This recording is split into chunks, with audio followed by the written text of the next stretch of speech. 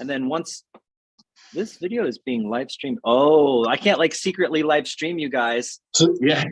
So you get this message. Okay, give me a second while I.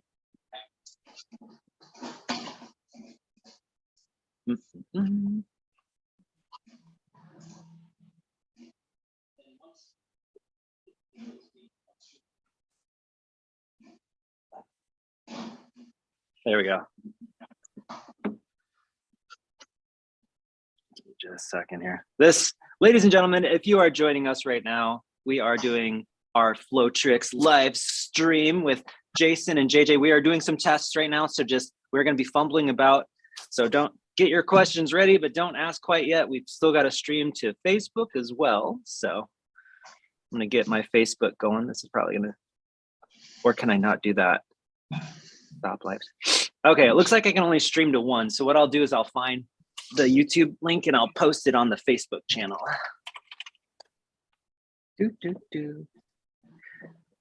And if you're just joining us, you're watching me, Jason, and JJ kind of stare. This is this is just what you always wanted to see. No, just kidding. Give me a sec. In the meantime, what have you all been working on with your nunchucks? That's a great question. More contact stuff, I guess. Yeah, they've been working on our tutorials, of course. Yeah. Of course.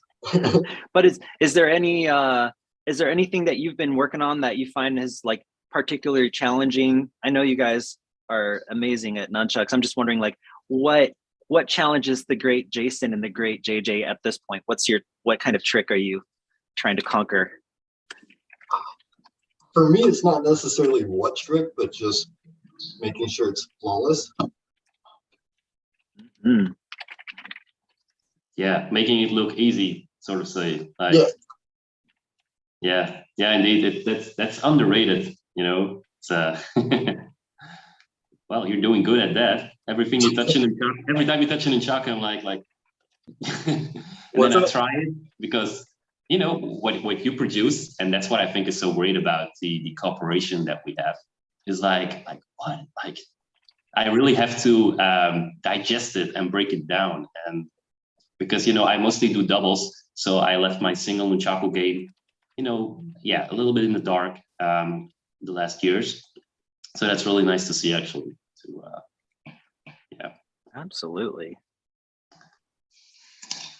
I think for me too, most of my difficult tricks, which was probably the first 5 years of when I was doing nunchucks, and like what you're saying, it's more about just refining it. Even just moving, for me, it's like body motion is a big one, just like making the footwork look better, and just things that I think a lot of newer people forget about. And they focus so hard on just their arms, and then their body's just like not communicating the same way that their hands are.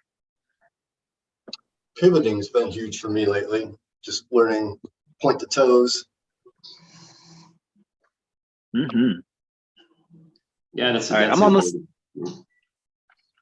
done. Just got to share to a couple more groups. We're going to share this to the Flowtricks group, and then we will get it. Last but not least, I'm going to just jump in so we can make sure if there's any questions on the YouTube channel, we can answer all your questions. And then I know someone had asked some Instagram questions too, so I'm gonna log into Instagram. So I gotta have my Instagram, my Facebook, and my YouTube channel all open simultaneously just so we can answer all the questions. It's funny.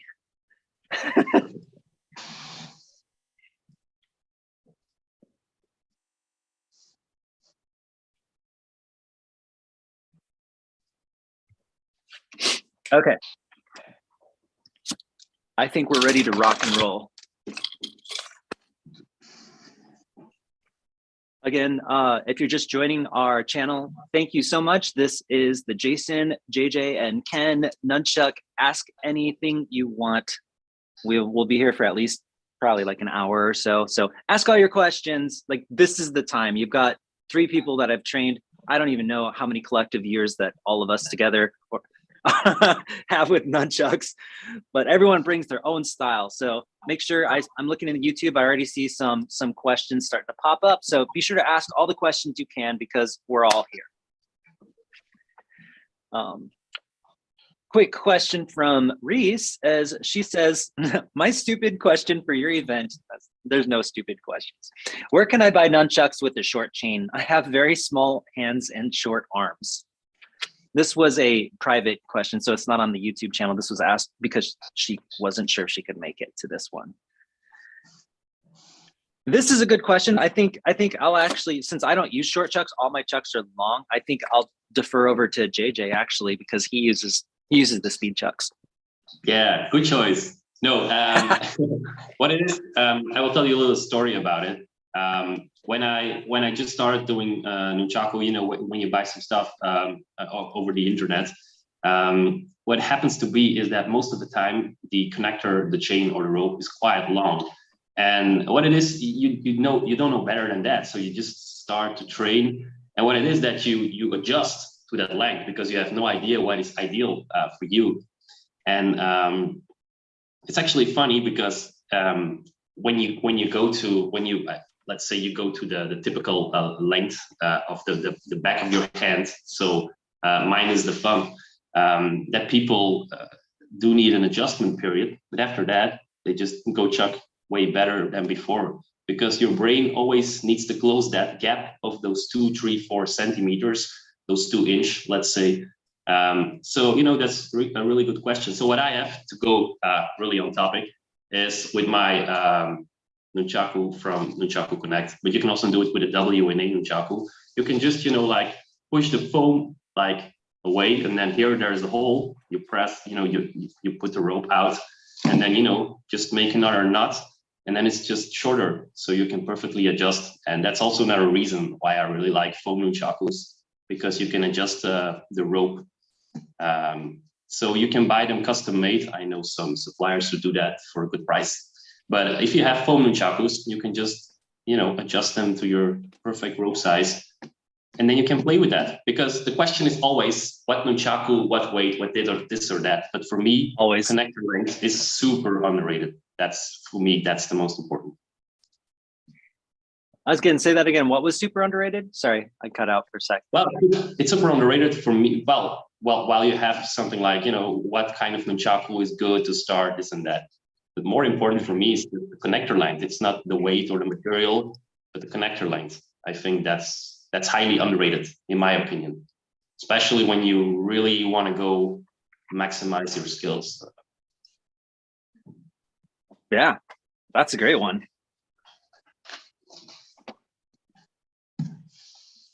Oh, by the way, just a shout out to Santiago. He's back. It's been a long time. Santiago was like on every single live stream that I've ever done. It's good to see him back. He says, hola again. Plastic Bull says, hello, you guys have all been super helpful over the years. Hell yeah. Alex Moore says, for everybody, is it hard to make the video slow-mo? I want more. What do you guys think? How's slow-mo for you guys? Easy for me. Yeah, sure. You know, so I did in my last tutorials, I did a few voiceovers, because sometimes I think aesthetically those are quite looking nice and so on. And then it's easier also to put the slow-mo. But I think every time I'm putting my camera up for the next trick, I should do that, you know, also to end the video, let's say, with a sort of a slow motion part at the end, so that people can break it down. But, you know, not to offend anyone, but I always assume that when you go on YouTube, you just go to, you know, play speed, and then just put it on 0.25, and then, yeah, you can actually see it as well. But it's those kind of tips that are always welcome, of course. No, absolutely. Absolutely. I think slow-mo, I made a slow-mo series some years ago. I probably should do that more.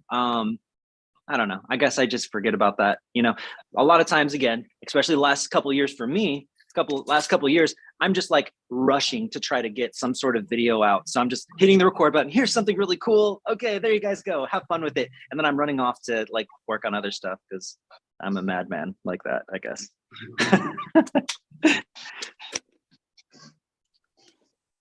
All right.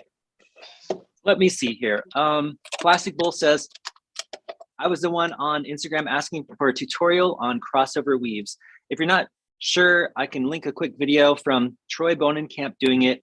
It's been killing me to get it right. Yeah, Plastic Bull, do you want to send a quick video link? I think I know what you're talking about, but I just want to make sure with crossover weaves, because for me, it's more of a kinesthetic thing. I don't always know the names of them. And if I don't know a name, and if I don't think it's been, and I'll just make up a name for it, which is where a lot of these names came from, like the X sketch, because your arm is in an X. Like, it's literally that basic. So yeah, I'm sure I'll be. And then while Plastic Bull is getting that, Alex says, totally agree, really had to work to find the right length. Alex says, I use that speed change on YouTube all the time, but it does not look as good when the creator does it. Yeah. Yeah, okay, it's a good tip for us. I think we can do that, right? Like, you know, when we go to the editor, you know, we always add the, how do you say that, the intro, so the Flowtricks. You know, when you're there, you can perfectly cut out a scene and just, you know, put it in slow motion. Yeah, I'll think about that one. That's for sure an idea to do. I mean, if I had like a software, what I would do, and this doesn't exist, you guys, but this would be the best way to learn, in my opinion. You'd have 3 cameras all going in slow motion, in front, off to the side, and the other side, and then you could choose which angle you want to view the tutorial at. I think if you could see it from a bird's eye view in slow motion, like you would just see all the nuances. Like, it'd be perfect. But you can't do that on YouTube, unfortunately. I thought you made a video like that. I'd made a 360 video one time where you could like scroll across and see the steps that you had to take, but that was more like, I would call that more a little more gimmicky than, you know, hey, look, it's like 10 Kens on one video, you know, and you're just like scrolling to the right within this 360 video. Like, it was fun, but I mean, like, if you could like zoom like bullet time and just see all the angles, you know, that would be just insane, you know. I would probably not even learn. I'd just be zooming all over the place, not even trying to learn a technique. Let's see here. You might have to copy and paste, but this one specifically. All right, Plastic Bull. I don't see a link, but it says you might have to copy and paste that one, but not, but this one specifically. If it's not coming in, you can also email me at kenhillfire, KenHillFire @gmail.com. KenHillFire@gmail.com. By the way, Troy Bonenkamp, that's insane. That's really crazy. Wow, I haven't seen that name in a long time. He was my old partner in crime for all this stuff. So that's pretty awesome. Give me a second here. And with that, I will bring up my email as well. What about Jason and JJ? Do you guys have a favorite new combo that you've been playing with that you think is really, really awesome? Like, what are you stuck on right now? What's your jam? Take away, Jason. Trying to mix contact tricks, I think, is the challenge I'm currently working on, just to flow real easily from one to the other. Mm-hmm. That's great. Do you have one? Can you do one? Or are you still working on it? Give it a shot. I mean, I've seen your videos. You've been doing great with mixing.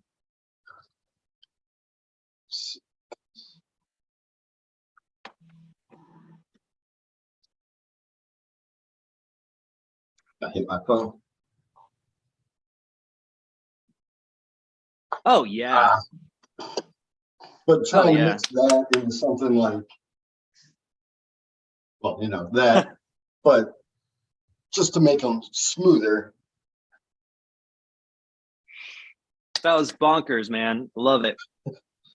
Yeah, nice. Yeah, well, for me, at the moment, you know, I always work in periods when about nunchaku. You know, I'm not like when I go really focusing on tournaments, which is still my priority, let's say, for the reason that you know gets me motivated.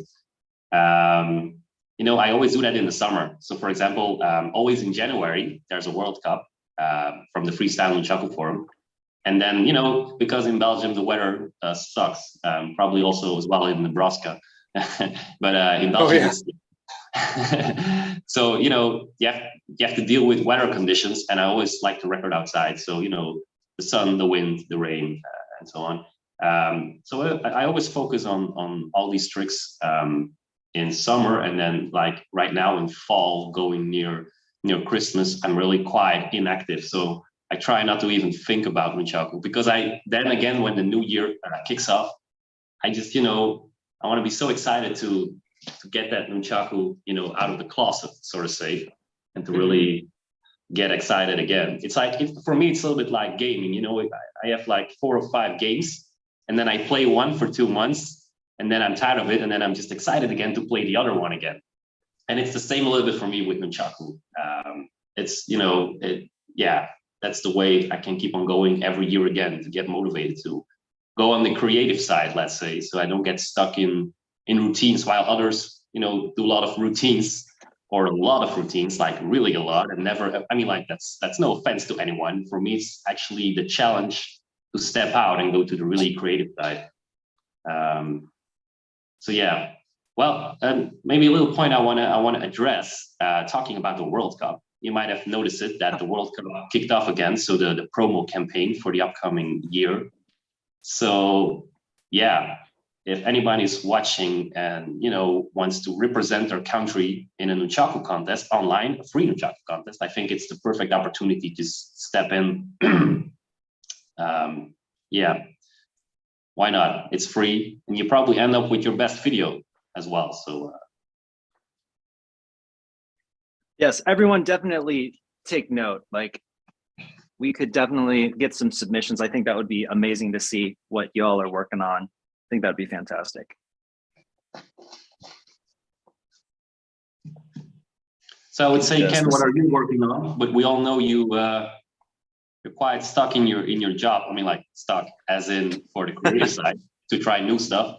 I can imagine that every time you have to perform, you have to count on the things that you have to pull off that evening, that night, and so on, that week, that month. So, I guess you're just also too tired to even think of new stuff besides the last 15 years that you already have, pushed yourself to go to that next trick, let's say. Yeah, no, thanks. I'm in complete agreement here. Most of my new tricks happen in the first 5 years. What's happening now is I don't always get to be as creative as I like to be. I don't get to sit down and just be a mad scientist with the nunchucks.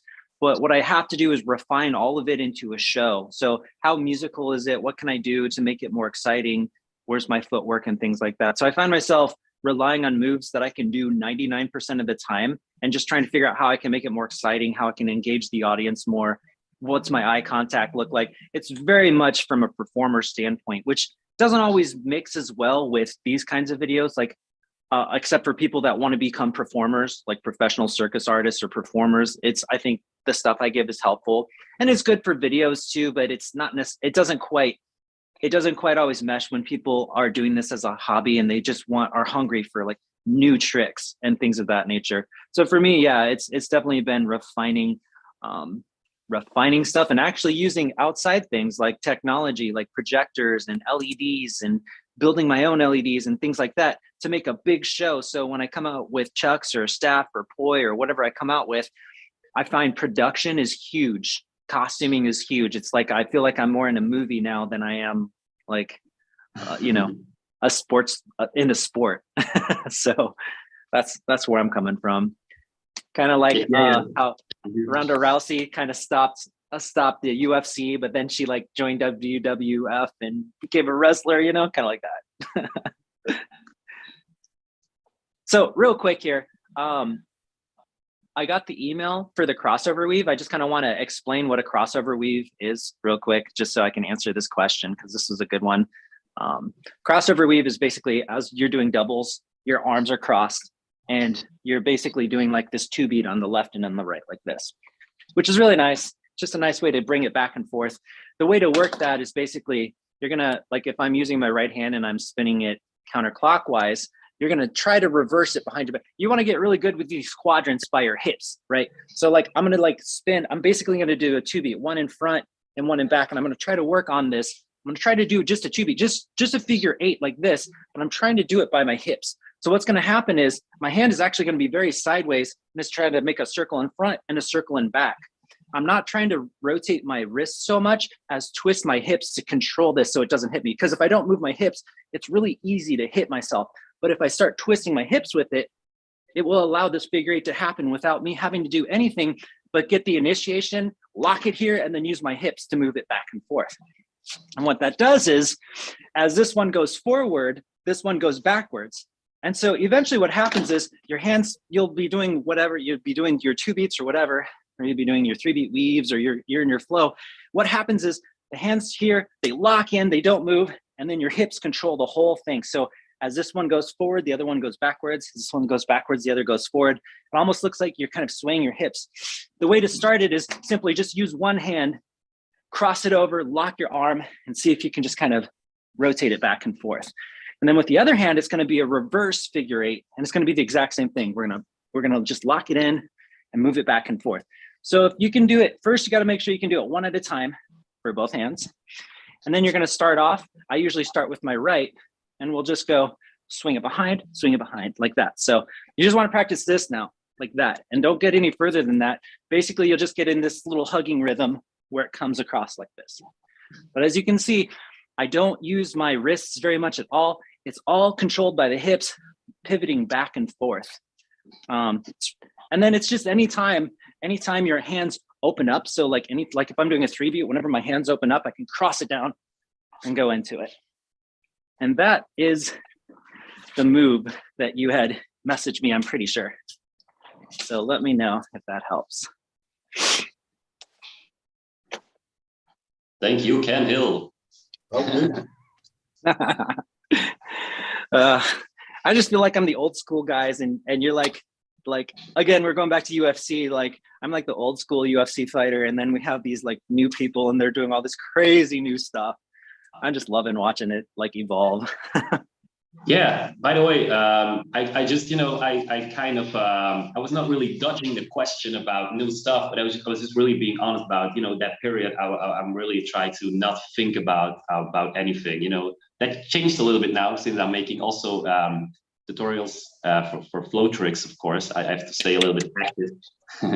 And yeah, but I had one thing I had popped up in my mind, and I maybe want to show it, but I'm still just busy on it. I love a lot of Digitrix, and what I think is really nice and is something what I want to do with Digitrix in the end is when I make videos or small combos for example, a World Cup video that's a compilation format.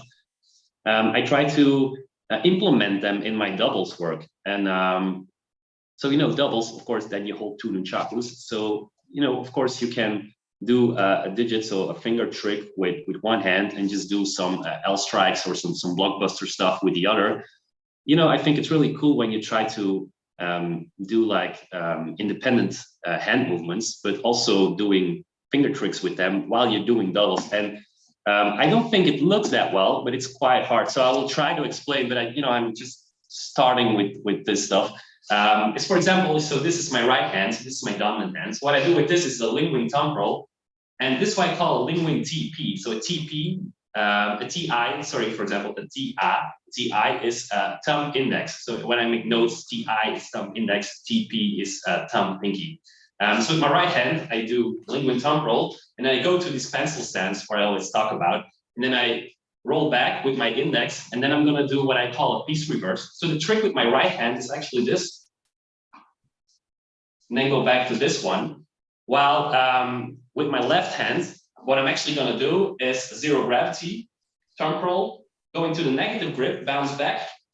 So with a C my hand roll, and then when I'm here, I'm going to do a classic thumb roll, and then push off. Yeah, I have a big light spot, as you can see, around my head. So I have to take care. So when you combine them, and I'm going to try to do it, it looks like this. Yeah, and then I push up with this one, and then this one ends. I'm going to try it again. Yeah, So the timing is still a little bit off. Yeah, okay. One last time.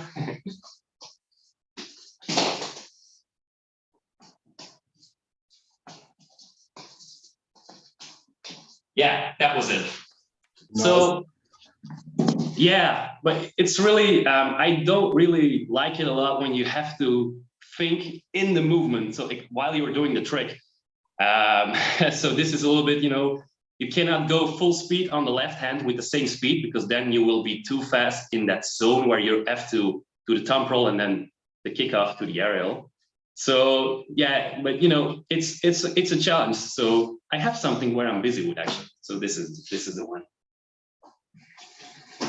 Thumb rolls are a challenge when I was first learning them, especially. But I always feel like there's a new a new finger roll that there's always a new challenging one that you can do with that thing. I feel like it goes infinitely. Like I've seen those people that can go through the 4 fingers. Well, obviously, and I don't know, or catching it into a digit roll and things like that. That's just outside of my specialty. But I think that all that stuff is crazy.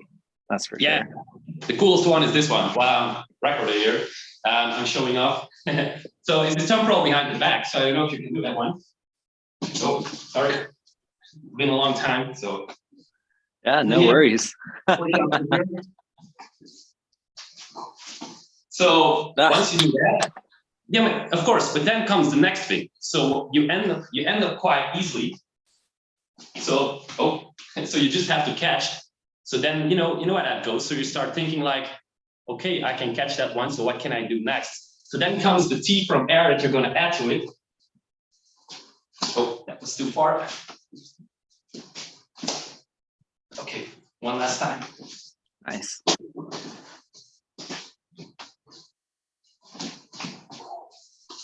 Like this, you see? Nice. I don't know if you saw that well, if that was in the image, but so T roll and then kick off. And then when it comes here, you push again. Gives another roll. Oh my gosh. Yeah. Behind the back thumb roll. Yeah, that's awesome. I love that. That's crazy. Real quick here. I haven't caught up with these comments, so I'm gonna start reading some of these off here. Oops, got back here. Okay. Oh yeah, Alex said that was cool. Plastic sent me the link for the crossover. Pink Reaper says, I want to thank you for your tutorial videos. My girlfriend bought me foam nunchucks in May, and I'm so happy with my progress. The nunchucks are an incredible weapon and stress reliever. No, that's awesome. I'm glad you picked it. I mean, that's the whole point of these videos.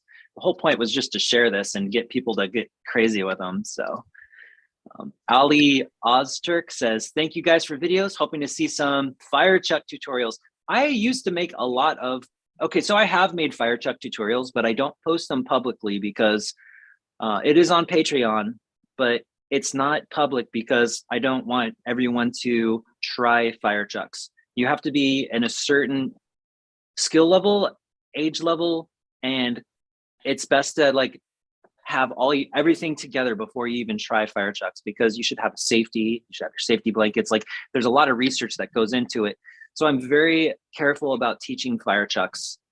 The best way to learn is first to get your skills really up there. Again, we have a Patreon. If you go to patreon.com/Flowtricks, there's quite a few fire chuck videos.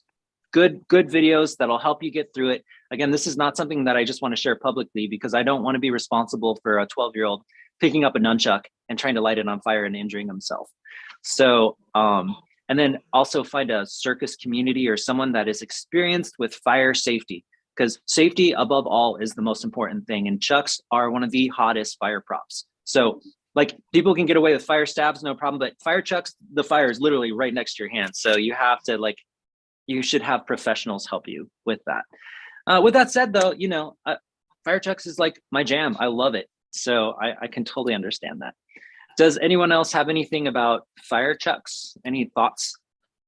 Anything to input on that one? I don't know if you do fire chucks, JJ, do you? Nope, never done, never will. Sorry. Yeah. No worries. I will explain that because I don't want to.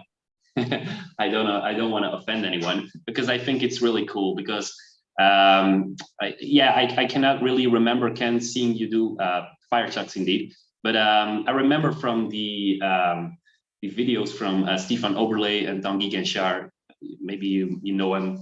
Probably, you know, they're two of the, in my opinion, biggest like say competitors ever. You know, when you do it like really fluently and fast, and it's yeah, when it's really dark, it's fantastic to see. Let's say that. But what I mean is why I won't do it is because I always try to be efficient with my time. So I don't want to say like I don't want to have fun, but if I would, what my point is actually, I cannot see me go on a higher level in tricks with fire chucks, heavy chucks, with the situation of it being lit on, than I would have with the chucks that are tailor made for me. That's all I wanted to say with that.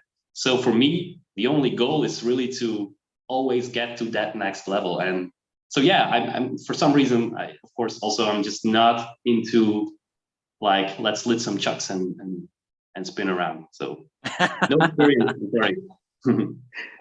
No, that's great. What about you, Jason? I like to spin fire, but again, it is, you got to have somebody there with a fire blanket and all that. So I don't get the opportunity to do it as much as I want, but I do enjoy it. That's all great. From a performer standpoint, one of the ways that I make a living is through fire dancing. And so for me, fire and LED, like fire chucks and LED chucks, they're both awkward to spin compared to regular ones. And you do lose something. But for people that want to eventually become circus performers or people that perform in front of large audiences, that's definitely a way to get the crowd more engaged by showing off. It's a totally different approach. And JJ is right. Like you do lose a lot of techniques when you go into that thing. But I also think the focus, at least for that, is just to join more of the circus side. If you want to do like circus style performances and whatnot, then I feel like that's a good way to move forward professionally. I mean, that's what I do. I mean, that's my life is fire. So, you know, that's half my life, I should say. So, you know, but you do like, what I love about us three is we all have different focuses. Like JJ is focused on being a superior sportsman. I mean, and obviously everyone has their own, like everyone, we're all blended together too. But I feel like JJ has this super sports mind where that efficiency is at the top and becoming the best he can be. It's great. And you can see it, like how sharp it is. And then you have Jason, who's like, he's really experimental and he's really going into like these crazy like contact moves that to just kind of see like where it can go creatively. Like I always feel like Jason's coming up with these crazy cool creative things, and then myself, I'm coming in from like the performance side. How can I like turn this into something that can like I can entertain crowds and you know, how do I make this a lucrative thing where I could make a living like doing it. So like it's all different focuses, and that's why I like it when us three come together, because we'll have these different perspectives and all of them are completely valid and amazing. Yeah, I agree. I said it before we went live with Jason because his last tutorial about the rocket, if I remember it right. No, it was a rocket. So I was like, you know, yeah, I never tried that before for some reason. So, you know, I'm always thinking like when I take my piece of paper and start to look deep in my own head, because of being, you know, want to stand out, but also want to do different than the others. So that's competing, of course. I want to really, you know, start looking first in my own head. But then I miss out tricks like that, of course. And when I see them, I mean, like, I think I watched the tutorial like 3 times. I didn't try the trick, but I was really like, yeah. And it's also, you know, what Jason said before about where his other goal is like, you know, making it look so easy. And that's always when I watch a tutorial of Jason, I'm like, how can you not, I mean, like, how can you not say it? How can you make it look so easy? That's true. That's and that's why I always call Jason, and he knows that I always call him the wizard, because I, you know, that for me it's more like what I do is, I mean, it counts for all. I know that it's about success ratio. So I have a trick in mind. I think it's the most or the best I can do at that moment, and then I'm thinking like, can I pull this off? Yes. Do I train on it and I can pull it off? Yes. If I keep on training harder on it, can I pull it off more times? So does my success ratio get higher? Does it increase? Yes. And then it's time for me to put it in a combo, make it a video, and that's the thing I want to do. But especially with the single nunchakus, because I don't really use them, I miss out on tricks like that, and it's I would follow the channel even more. I mean, like with Jason in it. So I'm just glad I can also be a part of that team. So yeah. Yeah, I love how well-rounded it is. Oh, continue, Jason. I'm sorry. That's it. I was just saying it's a great team. Mm-hmm. I completely agree. we all have something new to the table. By the way, Dice Grinders asked, where can we get your practice gear? I mean, Dark Monk is where I get a lot of mine. So Dark Monk Studio Nunchucks, I help build that style of nunchucks. That was the original way that I flowed and taught. I worked with Chad to get a nunchuck that was like that optimized that. Now we do have JJ, who has his own style too. And I think we kind of answered this question before, but JJ, like when you say, like when you want to get some nunchucks, or when someone asks you where you would get your nunchucks, what would you recommend to them? Yeah, so I get that. So when people come to me in my academy, so in JJ's academy, the first thing we talk about is, of course, what I said before, the connector length, because I think that's so important, and you see that so often when they start chucking, and I try to, we're gonna put some valuable time in it, and then they come with this long chain, and you can see that it just doesn't work out. They're in their beginner stage, and they're holding a nunchaku that's just not right for them. So then I always suggest them to the ones that I use, and it's not to to promote them in particular, but these are from nunchakuconnect.com. So they're quite the last 2 years they have grinded the leather, or how do you say that? And it's you need to get used to them, because they're only 90 grams, and when I put tape on it, it's 10 grams plus, so it's 100 grams. So it's really very lightweight nunchakus. But you can adjust the rope, and that's super important because it's different for everyone. But adjusting your connector, your rope, I think that's super important. Even for me, I'm for the people that counting centimeters. I have, for example, 9.5 centimeters. But when I go, for example, train to NDC, the Nunchaku Digit Challenge, I will adjust them to 9 centimeters. So that's half a centimeter. That sounds like why, but it does make a difference when you go at full speed, and to try to to go as maximum with everything that you can for that 30 seconds of a combo. It sounds ridiculous, but if it matters for me, I can imagine it matters for everyone. But it's a matter of how far you want to take it, how much you want to achieve in everything that you do with your chess.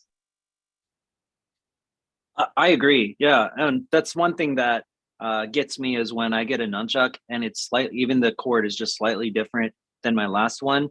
It almost feels like I lose about 15% of my sharpness goes away when the chuck is just slightly different. And then I have to work to either rebuild that up, or I have to like get it to the specs that really work for me. Yeah, I've noticed that too. I like to be able to adjust it. There's just this certain feel that we've trained for years, and we're so like sensitive to that specific build. We definitely have, like, I think we all have like a build that we rock out the best with, for sure. Yeah. Oh, by the way, sorry, someone just Alex just mentioned whenever I talk, or whenever anyone talks, it's going to go to us. So like if someone's doing a demonstration and I laugh or do something, it'll come back to me. That's just Zoom being Zoom. There's not much I can do about that, unfortunately, except for not cackle when someone's doing something awesome. I'm going to keep going down this list a little bit here. So Alex says, I have trouble keeping the finger roll going. I lose momentum in the chucks. Well, that's yeah. I mean, like you guys do finger rolls, or Digitrix, as we call it in the in the, let's say, in the tournament community. Yeah, I probably said that before. It's something, you are the tool. I repeat that a lot but it's true. Like, it has to do with measurements, of course, with rope size. Here we go again. It's super important, but also with the speed that you apply when you kick into to Digitrix. And therefore, for example, the most easy one, so what I call the finger thumb roll, which is the index thumb roll, is you can really quite easily try to adjust in a few ways. The first one, when you enter in a horizontal figure 8, so like this, you can perfectly adjust the speed. So sometimes you will need a lot of speed, and sometimes it will work better if you go lower in speed. But the second thing, more important, and it's something I really stand for, is the way you hold it, because you tend to hold a nunchaku like this, for strikes or whatever reason you think that you should hold your nunchaku. I always go to that pencil stance. And I don't know about you guys, because I always think I'm a little bit different in that, but I don't know how you approach those Digitrix. But when you hold it like this, it really gives me, it's like, holding a knife. If they would say like, go stab something or cut something, I don't hold a knife like this, but I hold it more like this, where I have more control with my thumb, so I can, as an extension of my arm, I can, so that's something, so holding it not like this, but in that pencil stance. And then also, try to see, do I need to hold it really tight to the rope, or do I need some space in between? Most of the time, when the connector is too long, you will need to go really directly onto the top. But then again comes the first thing I said, again and again, when your connector is too long, that's really hard to do Digitrix. People always say chain, I have chain, I cannot do Digitrix with chain. Forget the chain, it's the connector length. So I would play with the variables. I play darts sometimes, and I'm sorry if I'm going off topic here. And in darts, there are different variables, and when you have them all on point and you do them every time in the same way, that's how you succeed. And it's the same with chucks. It's the same. And also, I think a huge part of that is if you start spinning it on your finger, to try and move the rope out towards the point of your finger, and that will keep the momentum going easier than if you're back towards the base of your knuckles. You guys find that true? Yeah, indeed. Yeah. Now you're saying it. Yeah. I agree. One thing that I can also add to it, if you're using longer rope chucks, is to try to don't smack your face, but I find I add a little bit of a whip as it moves towards my face. Most of the force happens right there. So it's almost like the sideways snap where I'm snapping the nunchuck towards my face, and that will allow it to roll. Like that'll give it the smoothness. So I snap it and then I hold it and just let it unravel. But it's definitely like I'm putting the force, like shooting it like right at the face. But I'm holding my finger out, obviously, so I'm not hitting myself there. Just like snap. And also vertically, when you're doing it, if you just move your hand to the left or the right, you'll notice a huge difference in that momentum. Oh yeah, I didn't think about that. I gotta work on that. Get the old Annie spin thumb rolls. Fail. Okay, Margin asked, hey JJ, can you show us a 5-digit finger roll? Yes, of course. It's from the house. Yeah, sure, of course. 5-digit roll. Well, 5-digit roll, of course. What I really love about the 5-digit roll is that it's quite exclusive, because everyone struggles with the ring finger, because it's you don't have really control in that. So yeah, of course. The first way I learned the 5-digit roll was actually what I call 5-digit roll TP, so T to P, from thumb to pinky, so outwards. But I have a higher success ratio going from the thumb to the pinky. So I'll try it here.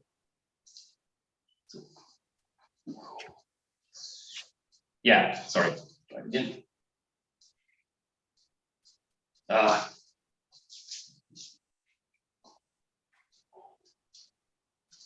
Okay, and then so thumb to pinky.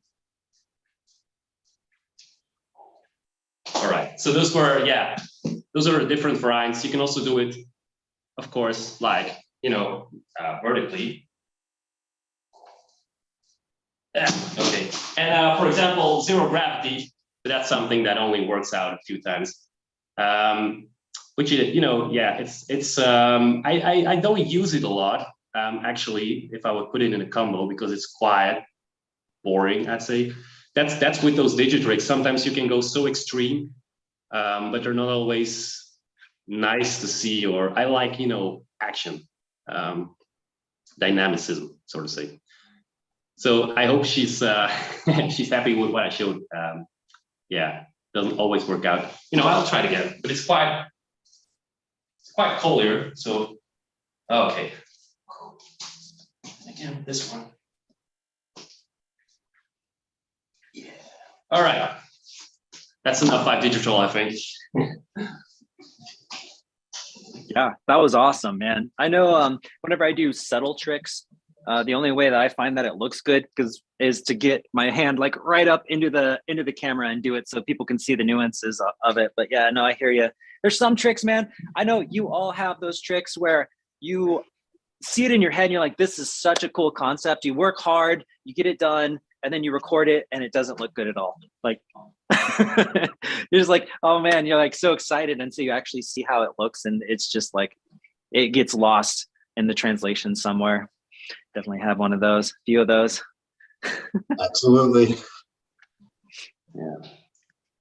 Yeah, mine was the chaos aerial, where you do a throw and you start on one plane, and then let me see, and then you end up on the other plane. So it looks like that, and it just looks wobbly. Oh, shoot, I can't do it. I haven't done this in a while. Hold on, and I'll explain what's happening here. What's happening is it's spinning this way, and then it changes direction this way. So it's actually like changing planes. Is this going to be like World Drop Day today? I haven't done this in a while. I worked on this for like 3 months thinking if I just clean it up, I would be able to grab it, but it always has this wobbly look. But if you look, I'm throwing it this way, but I'm catching it this way. So it's like going up and then it's changing direction, but it looks all wonky and it just looks like I messed the throw up. And so I gave up. I've worked on that for like 3 months straight though, and it still just goes. Yeah, but there was one that was really good, and then I saw it like, whoa, I was really like, yeah, I never thought of that before, and then seeing that really gets me. So it did work, but there's another thing besides it doesn't always look so good as you have it in your head. There's also another thing, and being a competitor, let's say, is that you have something. And it's the next step, let's say, or it does make your trick set better, or the trick you're gonna do. But then what you get is when you have the audience or the spectators, the fear is there. Let's say it like that like 90% will not see it, so that you make it like 50% harder, but it will not come across to the spectator like that. So yeah, you as a performer, you know probably all about it. Like, I can do that one really risky, but they will not notice the difference between the easy trick and the next level trick. And yeah, that's sometimes disappointing. For example, very simple, like what I call the basic aerial. So you roll from the hand roll to the negative grip, and then you release it. So that's it. But you can also do that with rolling around your index finger, and then when you come to that pencil stance, so like this, and then you push up here. So this is the first one, the easy one, and this is the harder one. But you don't see the difference, especially not now, because but you see, so yeah, it's like, is it worth the risk or just doing it? Because the spectator won't see it. So 100%. Yeah, there's definitely moves. One of the best moves that I do with fire nunchucks that gets the crowd going crazy. Are you ready to see this? This is probably one of the ones that gets the most crowd applause. Are you ready? Here we go. Thank you. Thank you. So what it is the fire is like blazing in front of me. So it's like they just see this giant fire by my head. There's no this is the technique. You walk backwards to draw the fire away from you. You do have to stay in motion, otherwise you'll start burning. It could burn your face, but there's ways to control it. But that is literally, I could do like the hardest trick, or I could just go, and then the crowd is just going crazy. It's the funniest thing. But then I also think performing is, for me, and I get to go off on a little rant here for a second, but performing to me is like education. It's a form of education in art. It's a different kind of art form because you have to educate people. Like, they're like kindergartners and we're like people with college degrees. So we have to keep our vocabulary very simple, but we can show like progressions. If we want to show something complicated, we could show a progression to the really hard thing, but we have to actually build it up, kind of like a movie. You have to like build up the anticipation before you can get to the high point, or they won't understand it. They'll just get lost in all the lingo. Yeah, so that was just my thought. I just think it's funny. Like sometimes another one that everyone goes crazy for is just, oops, as I hit my chest, it's just the wheel. Just the ability to do a wheel is just like on fire, blows people's minds. Like it's hilarious. But then you do something fun. It's the ongoing circles. That's impressive, right? I can imagine.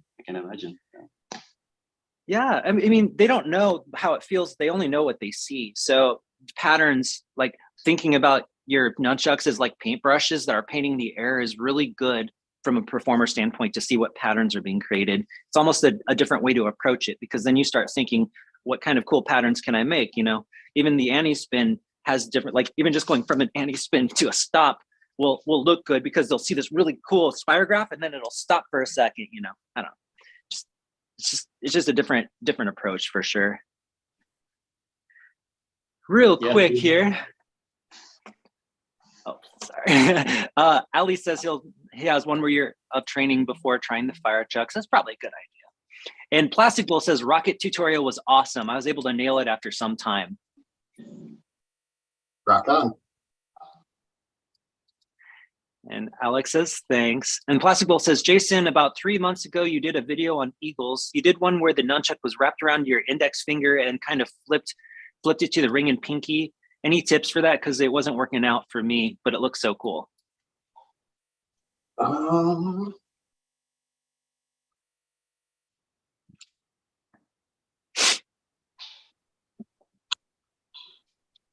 I think we're just talking about popping it up and having it come back on the same fingers, or it's this. So I'm trying to. Yeah, I don't really switch it from. Oh, I think never mind. Oh, it's that one. That. I would definitely do it vertically. Yeah, because horizontally it'll land awkwardly. But yeah, just push straight out. Keep your fingers straight open when you push. They should just wrap around. I mean, if they're hitting each other, I would try to kind of push these apart as you let go so that they're not touching. But other than that. Plastic Bull just said, yeah, the last one. Okay. Yeah, anybody else got any tricks on that? Not me. That's all you, man. It's actually funny seeing you both doing that stuff. And it's also, you know, that's a trick I have never tried before. And I actually should, because that was one of the first videos I saw from you in the Flowtricks period, let's say. And I was like, wow, what is that? Because, you know, that's impressive. The only one I saw that doing was Devin Arkfeld. And he's like, you know, he's another wizard. I mean, like, that's fantastic. And there was, I also on my Instagram posted, like, if you cannot make it to the live stream, do you have any questions? And it was one question of Tony Bond, who was one of the real prodigies in the tournament scene. He's a Frenchman from Vietnam, I think, originally, it doesn't matter. And he asked, like, do you also teach each other tricks? Now, I mean, I don't know if he meant it literally, but in the end, it's of course true, because, you know, what we bring, as Ken said before, is the diversity that we have, is that we complete each other in a way.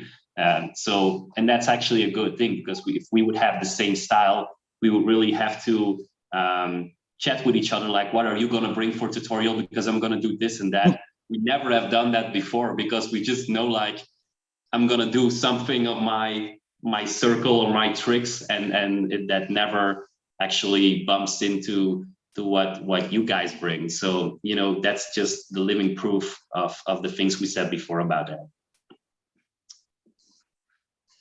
Yep, totally agree.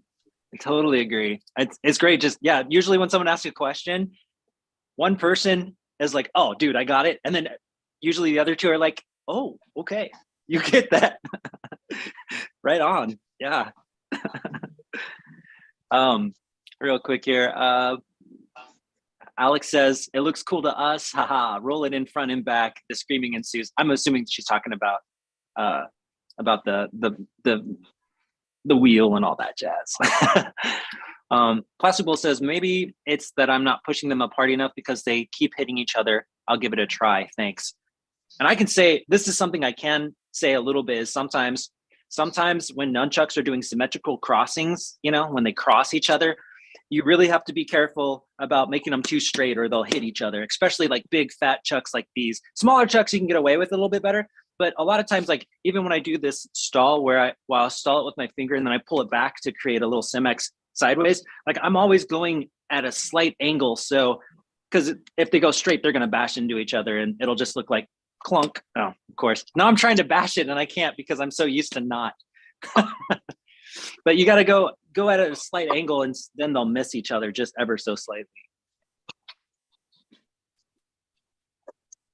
That's actually a good thing to try. I wonder, like, JJ, can you mess up some of your tricks? Like it's hard to actually say like, okay, no, a beginner would do this. And then you try to do it like a beginner, but your muscle memory is so ingrained that it's actually hard to like make your muscles do that because it just automatically doesn't.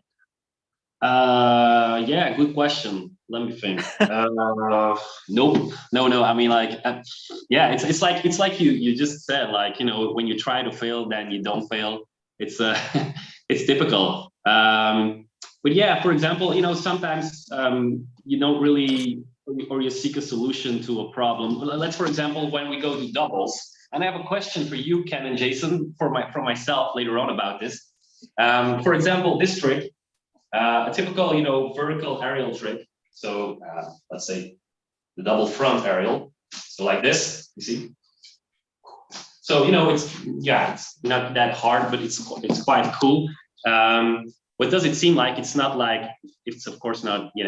I forget the name. It's like amputation trick. It's not an amputation trick, but when you look at it, it seems like the chucks are at the same line of execution. Maybe if I can show it from this direction. So like this, one thing you will start to do is, of course, for example, put one foot in front and then put this one a little bit, with a different angle, more diagonal, so they do not hit each other. But after a while, your body is just going to adjust and automatically it's going to put one arm in front and one closer to the body so they don't bump into each other. And you have the most aesthetical, perfect effect that they spin around in a perfect one circle, perfect vertically. And that's the thing with, and I know I'll go a little bit off topic here, but sometimes you just have to commit to a trick for a week or 2 weeks, and then your brain will automatically adjust. And that's something you cannot know in the beginning days that you try to practice it and you fail and you're like, I cannot pull this off because this problem, and this problem. And it's just, when you keep on pushing yourself, you will see that your brain automatically adjusts while you are thinking and really like breaking it down. But, in the back of your head, the solution is already made just overnight by training it every day. And that's something I think is highly underestimated as well, if I should say it like that. So, and that's the reason why you cannot fail it when you want to fail, because it's so rooted into the back of your head. Yeah, I second that notion all the way, 100%. Like, you don't know it, you do it anyways. That's how I got through half my life. So, yep. So, Ken, if I can pop in here and ask a question myself, because yeah, sure. when I make a list of, let's say, tutorials that I want to make in the upcoming period, then I always think like, well, should I make singles or doubles? And for me, it's quite hard because, in the competition scene, and I don't want to talk a lot about it, doubles, we mostly go to doubles because you can, I guess it's a little bit harder, if I can say it like that. But I think most of the people do single nunchaku, but it's really just a guess. So I don't really know, what is, let's say, my target group when I make tutorials. So I don't know if you, over the years, because you have spoken, of course, to a lot of people that follow you, do you have any idea how that is, how that is situated, how that is, what do people use the most? Is doubles really a next step, or is it a choice? I don't know if you can, talk to me about that. Wow. I mean, as for like what I want you to teach, and that's a good question. For what I'd like you to teach, of course, there's a saying by Raldo Emerson, I think, is don't ask what the world needs, but ask what makes you come alive, because what the world needs is what makes you come alive. And I feel like if you're shining and you feel alive and you're teaching and people are getting stuff, that is what we are looking for. So that's fantastic. Now, as opposed to, do I think doubles is more difficult than singles? I do agree. I think the coordination between left and right, generally speaking, having two hands to do something is generally a little bit harder than with one hand. However, of course, once you get into contacts, I mean, I do think that you can vamp it up because you have this free hand. If you're doing something with it, it can make singles more exciting as well. I do think though, like once you reach a certain level, to make singles really compete against doubles, you have to have something useful with this empty hand. Like it has to be doing something, as opposed to just kind of sitting there and like this, this won't work against the doubles. But if you're able to use this hand and they're in coordination and you're doing crazy tricks, I still think that could work. I think the level to get really good with singles goes way up once you hit a certain point. Like what Jason is doing is fantastic. Like that stuff, like, wow, but it's like getting into the whole body, I think, for that. I love the fact that you're doing that. You like Jason's going into like this crazy contacty stuff and that you're doing the doubles. I don't think you also change any of that. I think my target audience is generally singles, but a lot of people are shooting for those doubles too. And I don't blame them. Like I say, do them both, so it works great for me. Of course, yeah. It pops in your head like, am I going to make this double tutorial? Is it going to be any interesting? But it's indeed, it's exactly what you say, like do what think is right. Yeah, for sure. But it's it does keep me busy sometimes. Like, are there people waiting to tap into doubles, or are it just like, for me, freestyle nunchaku is just one nunchaku and let's give it a go. I guess I just skipped that part because when I wanted to get better really fast and I realized this is an ambition that I have, I skipped a lot of the basics and I went really fast into doubles. And what it is with doubles, the thing you just said about, we have to do things with two hands as well. I always make a difference in there. For me, you have doubles, but you also have doubles, single doubles. What I wanted to say is with that is that you actually perform like you're doing single nunchaku, and that the other nunchaku actually travels from hand to hand, and you have a few tricks that you do with that dino hand, as we call it, and that you perfect as good as you can. So it doesn't really, you don't get the notice like he is actually just holding the second one for free, let's say. I think that's, maybe I should make a tutorial about that, but because I think it's really interesting and a really way to go to step in those doubles. And you could be surprised about how good it can look. And as a spectator, you have really no clue that it's just you doing single nunchaku and the other nunchaku is limited to a certain tricks, but really good executed. And that way, I just, I would think that more people would do doubles at a certain point because it's more interesting at a certain point. But, that's something that, I just don't know, let's say. I also think if you are getting into the flow scene or just the general spinning scene, like doubles, that's a correct. Doubles work really well with like toy. So like when you're using like sticks or swords or something, doubles is really good for that. Or double stabs. Like if I have two bow stabs, a lot of the double nunchucks can translate over to there. But if you're in single chucks, then you'll find that a lot of those translates over into a bow staff, as well as even some rope dart can be handled through that. So like there's like this really cool, like there's brothers and sisters and cousin props that you can start learning that where they go hand in hand. And with dragon staff, I probably should have brought some of these things out. Even with dragon staff, like some of the single moves with the dragon, like, some of the single moves that you can learn with the chucks can kind of roll straight in with that too. So like, I'm just saying like, again, we're going back to circus performing and all that jazz, but if you are interested in learning other props, what's cool is you definitely should learn both, I think, if you're learning that, because then you can branch off into lots of varieties of props. Doubles will be poi and double staff, and then singles, fantastic for staff. Dragon staff will help, and rope dart, things of that nature. Yeah, you see that a lot of the influence. Yeah, indeed. Ken, I'm gonna take over a little bit because I'm seeing my name popping up in the questions here.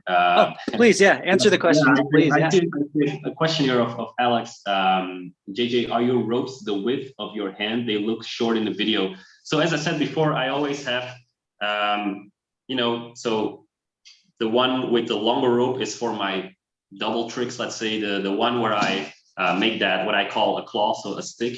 And this one I use for my Digitrix. So as you will see, it's, I use this one because this one is a better preference. So, it's indeed the back of my hand, but of course, mine is the thumb, but I think that's the common rule. So, although they look quite short, it's just the classic trick that does it for me as well. The almost perfect standard length of the back of your hand minus the thumb. So it's true, yeah. So yeah, that question is answered by that. I also read something about I'm more interested in doubles at my stage, but single tricks are always welcome. Yeah, because single tricks, single tricks, so not single chicks, but single tricks are, they can be translated perfectly into doubles, as I said before, of course, so yeah, I think single tricks are, I think to give as a tutorial, I think single tricks are actually more, because you can focus really on that one unchak. It's really nice to tutor. Yeah. You have anything to add, Jason? You've been quiet in the back. I was just going to say, switching on and off between props and just taking a break makes a huge difference. Like when I'm failing on something, if I fail so many times, it's all right, you got to set it down, come back a week later, pick it up, and I'll nail it the first time. It's just, you got to take a break or switch off. Yeah, I can add to that too, which is a lot of the moves that I learned in nunchucks started with a different prop. So sometimes if you can't nail it with chucks, as Jason said, take a break from chucks, pick up another prop and see if you can learn it from there. 3-beat weaves, in my opinion, are easier to work with stabs because they don't fall. They're very static. So you can work on getting your hands in the right positions and it's not going to fall and get wrapped up or anything. So yeah. All right, you guys, we are almost to the end of the hour. Do we have any last questions? We got 3 pros here. I'm going to check the Facebook too, make sure we're not missing anything. We got 3 pros here. We got 3 people that have been doing the nunchucks for a long, long time.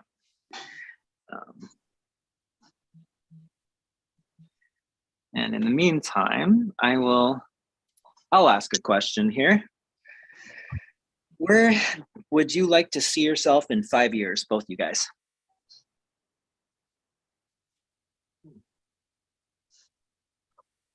I would like to do more performing.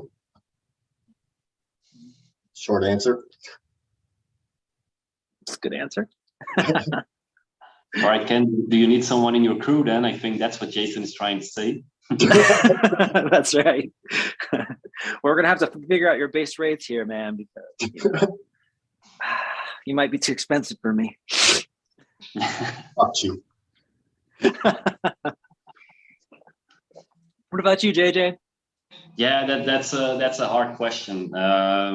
Well, yeah, if I go back 5 years ago, I would never thought I would be sitting here. As a matter of fact, I remember, Ken, when I just started doing chucks, and I was at a certain point I did the double off time hand roll, and I remember sending it to you on Messenger because when you're starting to doing something in the beginning, at a certain point you want someone really good to see what you're busy with. I mean, like all the people tagging me on Instagram and on their videos. And I once sent a video to you, and I remember I got a reply that you said like, yeah, keep it up, dude. Like that was really nice for you to reply to me. And then now 5 years later, well, we're here, and yeah, that's so in 5 years, I think that yeah, I don't want to say I'm at the peak of what I can do, but I think I'm really close to it. So I'm already in the phase that I want to bring the next level still, but I know it will be close to, I don't know, but I'm just happy. The nunchaku community it's not super big, but it's a nice community, and I'm just happy to be part of it. And although I now have 3 world titles in the online scene, what it is not only the winning, but it's just being part of it and being one of the best, let's say. That's something I want to keep going as long as I can. For me, that's important, but it's hard to answer that question. I just want to say I'm already 33 years old, but I'm the youngest of the 3 of us, so that doesn't really add up. But as being like performance or peaking in performance, if I answer the question in that regards, I'm just happy where I am right now, and it definitely will not be performing more, like Jason said, but I can imagine Jason being high in success ratios with every tricks and making it look so flawless. I can imagine that's a nice thing to achieve, and the best of luck to that, Jason. I can really see you pulling that off quite easily. Nice. What about you, Ken? Just building the empire, you guys. That's I'm my whole goal, I think, is to continue my passions, but really like in terms of like expanding the art, I feel like I'm starting to work on passing it down to the next generation or the next group, and kind of stepping away from the limelight a little bit more, but still doing a lot of the management type work.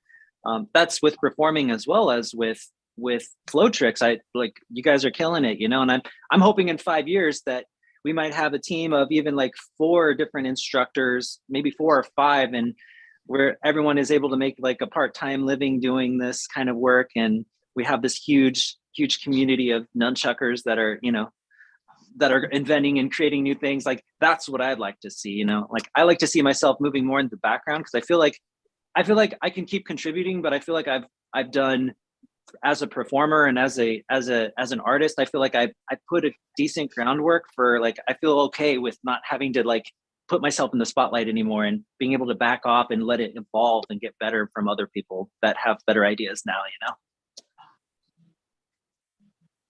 You're definitely a foundation. Yeah, visionary. True. Yeah, about what you're saying right now. I read that, of course, on your Patreon.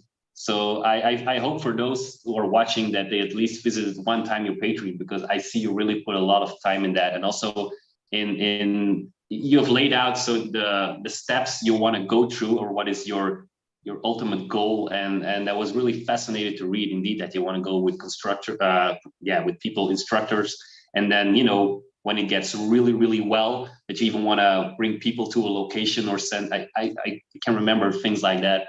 And it's that kind of visions that was fantastic to read. I didn't know that you were really, that deep into this kind of things, and that also really, convinced me to be a part of this team, because people with a vision like that, that's fantastic to work with.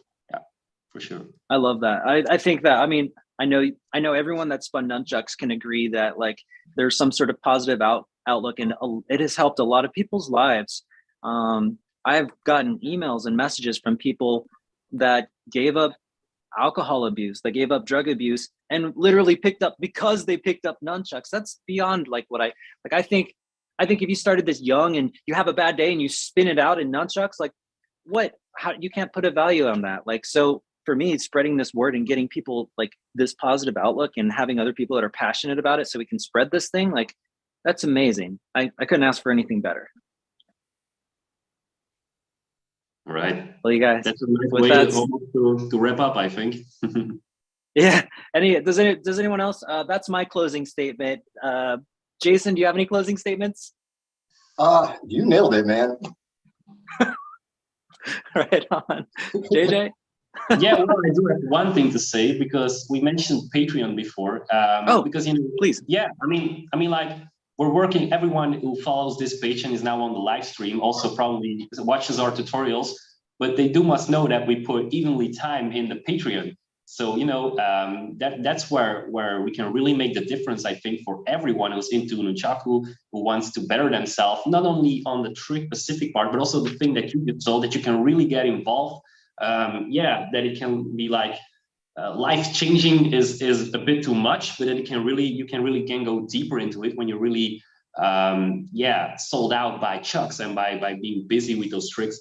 We put a lot of time and effort in that, and we give a good, you know, sort of behind the scene or some more personal tutorials. It's something I'm also, by the way, a Patreon member because I just really liked it, and I think it's at least for someone to go check it out and see, like, and try it.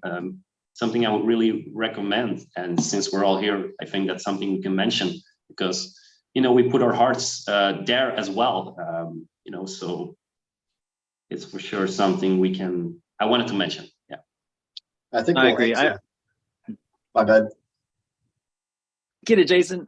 I was just going to say, as far as Patreon goes, like, if you ask a question, we're going to help you regardless of where that question's coming from. But Patreon, we want to jump on it. Like, there's a reason it's there. You guys are first come, first serve. So, yeah, and I think the thing with Patreon too is, like, there's no pressure either way. Like, we always try to. I get really bogged down with things, which is why I actually hired Jason and JJ's, because I'm so busy with things. But Patreon is a way just to make sure that, like, the teaching is supported so we can continue to make it. So if you do appreciate these videos, we always love donations. It's very helpful because, again, the vision of the future is going to be more teachers and more lessons in a bigger community. And it takes a lot. It takes a lot of work, you know? And so, of course, we appreciate it regardless. There's no pressure, but at the same time, we do love the support. So patreon.com/Flowtricks is the way to do it. We're going to update this, by the way. I'm waiting until 2023, but we're already in talks about revamping the whole thing. So what you're seeing in Patreon right now is kind of an old school Ken stuff, but we're going to revamp it. Like I said, we're a team now. I couldn't be happier with bringing in JJ and Jason. Like, really appreciate it, you guys. I think next year and the years to come, Flowtricks is just going to have a whole new face. It's going to be 2.0. Amen. yep. And also merch. All If right. anybody wants any merch, drop us a comment. We'll get that going. Oh, absolutely. Yeah, Jason, I already wore the shirt. He gave me a Flowtricks shirt, and it is awesome. I just wore it, and it's dirty, so I couldn't wear it today. All right, you guys. Well, it was a great live stream, and thank you all for watching, and of course, thank you all for teaching as well. Thank you. All right. Until next time, keep